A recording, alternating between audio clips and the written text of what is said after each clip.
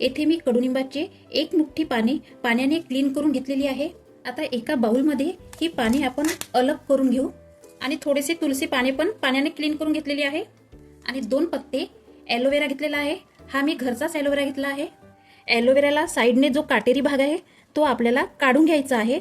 आधी ॲलोवेराला 2 भागमध्ये करायचा आणि या पद्धतीने ॲलोवेराचा आतील पल्प चम्मचच्या सहाय्याने काढून घ्यायचा। बघा किती मस्त पल्प निघालेला आहे। सगळ्यात अगोदर नीमपत्ता मिक्सरच्या भांड्यात घालायचा। नीमचा पत्ता आयुर्वेदिक असल्यामुळे चेहरा चमकदार होतो। तुलसी पण आयुर्वेदिक आहे, त्यामुळे चेहऱ्यावरील जे पांढरे डाग असतात ते पूर्णपणे नष्ट होतो। बाहेर गेल्याने चेहरा काळसर पडतो, त्यासाठी ॲलोवेराने चेहऱ्यासाठी चांगला फायदा होतो। आता घालायचा यात 1 लिंबूचा रस।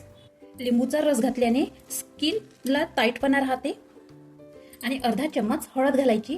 हळद तर तुम्हाला माहीतच आहे, अँटीसेप्टिक आहे। यात पाणी अजिबात घालायचे नाही, ॲलोवेरा असल्यामुळे आपोआपच पेस्ट होते। तुमची पेस्ट होत नसेल तर 1 पत्ता आणखी ॲलोवेराचा घाला। नंतर बघा तुमची पेस्ट बिना पाणी घातल्याने किती छान होईल।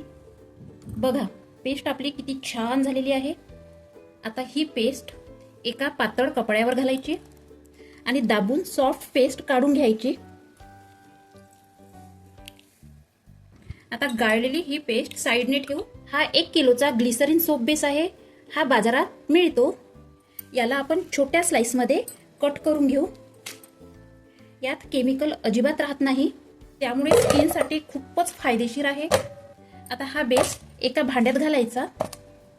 हा साबण सेट करण्याचा सिलिकॉन मोल्ड आहे, याला साबण अजिबात चिकटत नाही। आता एका भांड्यात गरम पाणी करायचे, यात एक स्टँड ठेवायचा आणि बेसचं भांडं या गरम पाण्यात स्टँडवर ठेवायचं आणि बेस छान मेल्ट करून घ्यायचं।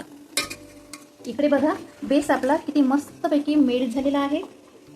आता यात घालायची नीमची पेस्ट आणि मिक्स करून 2 मिनिट शिजू द्यायचं। आता 2 मिनिट झाले की गॅस ऑफ करायचा आणि गरमागरम ही पेस्ट या मोल्डमध्ये घालायची आहे आणि 2 तास सेट होण्यासाठी मोल्ड न हलवता एकाच ठिकाणी ठेवायचं आहे। बाकीची साबण मी या मोल्डमध्ये सेट करते। बघा आपली नीम साबण अगदी छान सेट झाली आहे।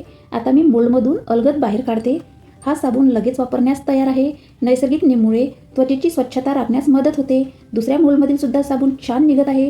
ही साबण आरोग्यासाठी चांगली आहे। तर कशी वाटली माझी साबण? व्हिडिओ आवडल्यास लाईक करा, जास्तीत जास्त मित्रांना शेअर करा। अशाच उपयुक्त माहितीसाठी चॅनलला सबस्क्राईब करायला अजिबात विसरू नका। तोपर्यंत राधे राधे।